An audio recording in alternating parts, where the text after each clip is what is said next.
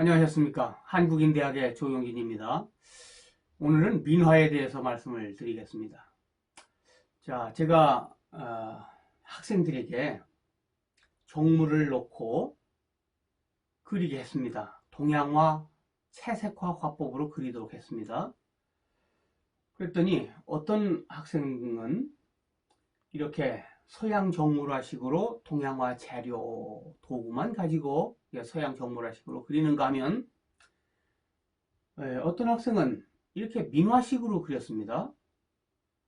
민화식으로 그렸다. 그 말은 자, 이 그림은 좀 원근법으로 시각적으로 눈에 보이는 것 같은 그런 장면으로 그렸죠. 근데 이 그림은 어떻습니까? 예, 이게 함지박이 막 올라가고 거기 꺼른 천도 막 올라가고 이렇게 원근이 무시돼 있을 뿐만 아니라 역원근법으로 그려져 있죠. 이렇게 민화를 공부해 본 적이 없는 학생들이죠.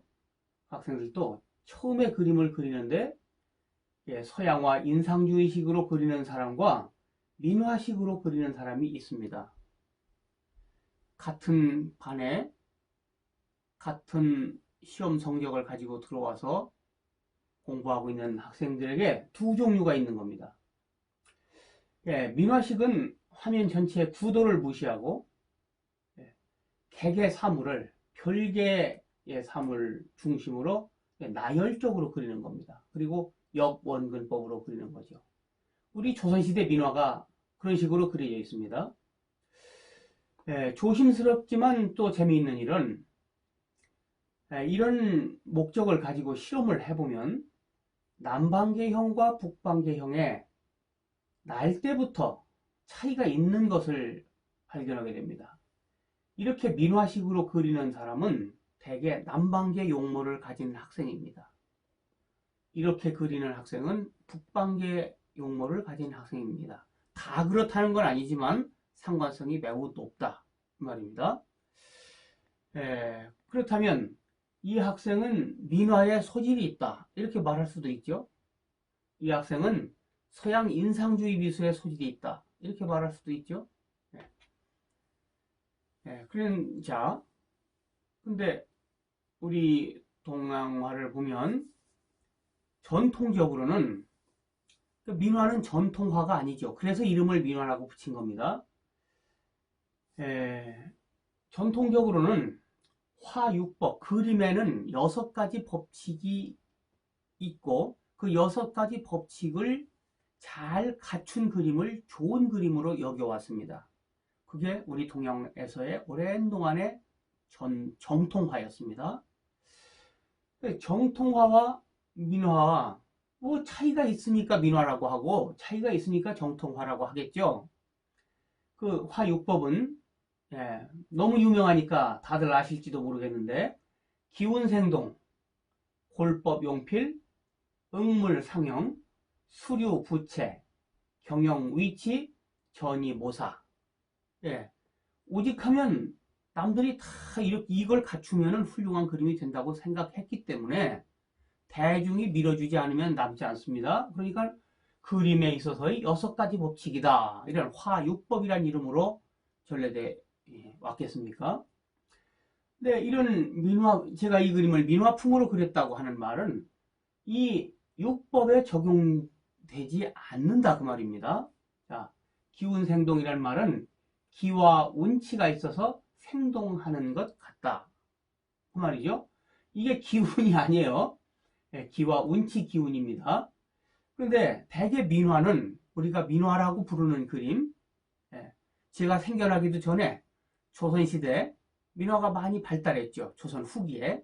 그 민화라는 그림을 보면 정통화는 기운생동을 추구했고 기운생동하는데 민화는 기운생동하지 않습니다.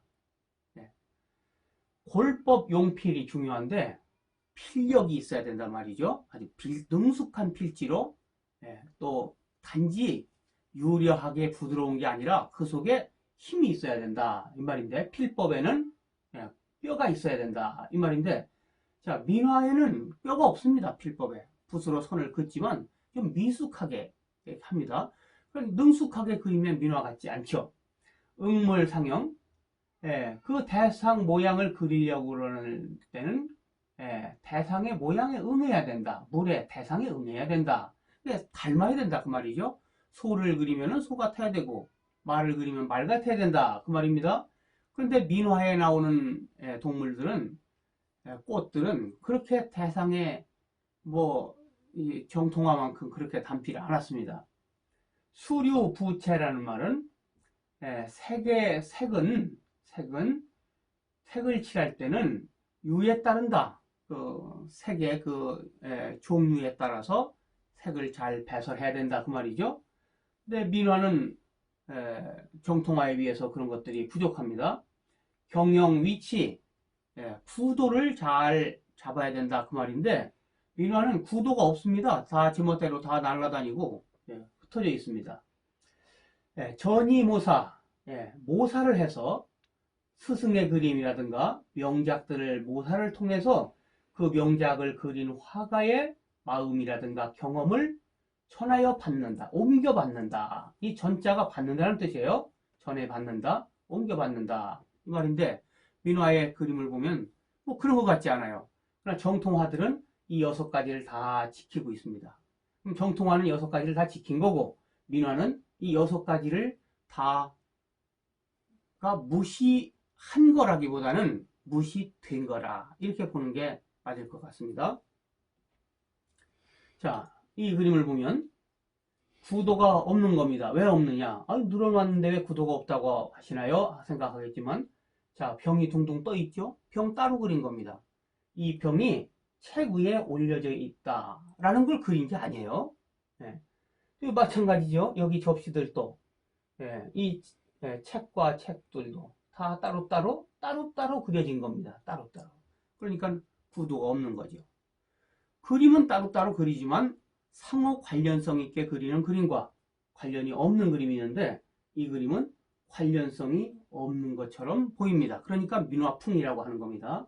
이 학생은 처음으로 이런 그림을 그려본 겁니다. 그런데 민화풍으로 그리는 거예요. 신기하지 않습니까?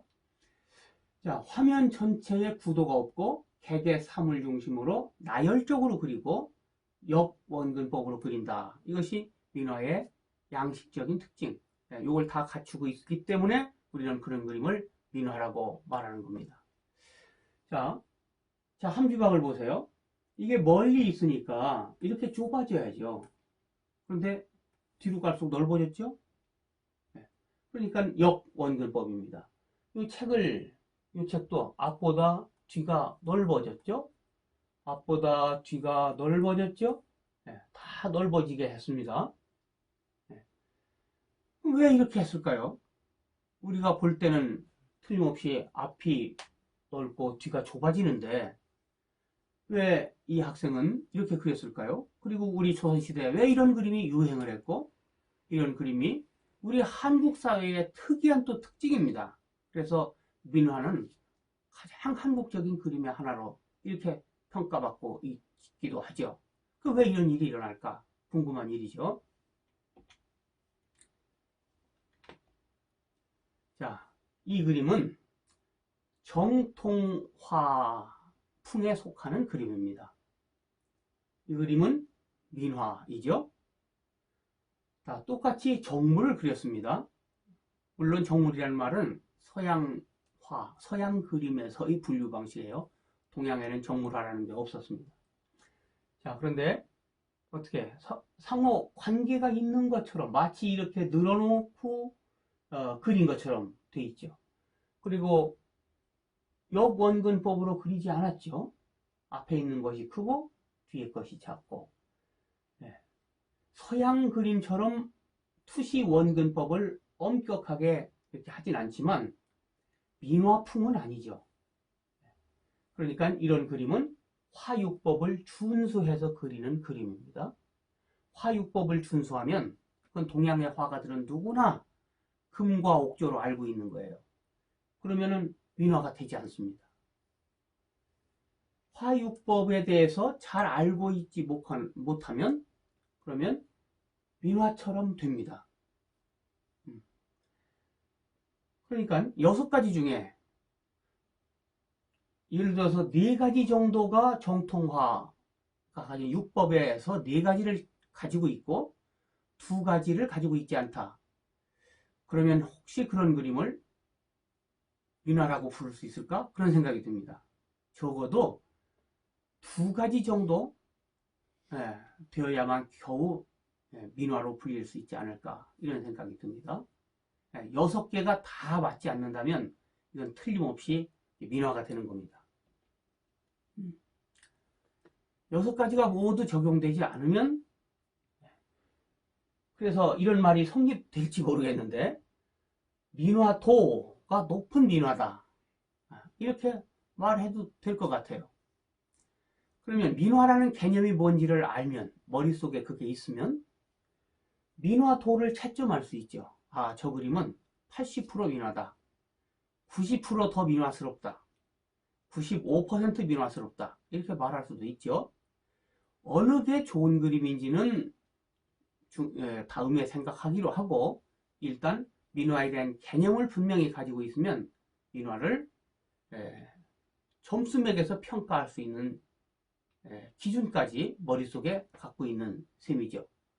그래서 우리가 민화를 이해할 때 그동안 민화를 막연하게만 생각했지만 우선 이렇게 개념을 정확하게 할 필요가 있고 그 개념을 위해서 민화의 반대가 되는 정통화에 대해서 아주 중시하는 그 화육법에 비추어서 평가해 볼 수 있다고 생각합니다. 민화에 대해서 앞으로 2시간 더 계속하겠습니다. 들어주셔서 감사합니다.